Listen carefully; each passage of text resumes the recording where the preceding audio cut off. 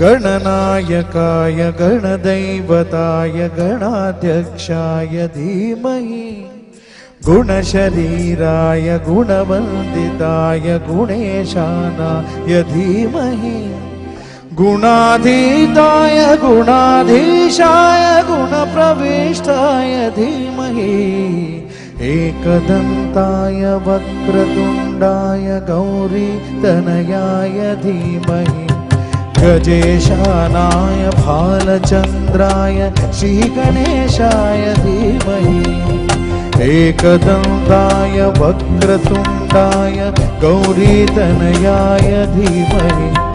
गजेशानाय भालचन्द्राय श्रीगणेशाय धीमहि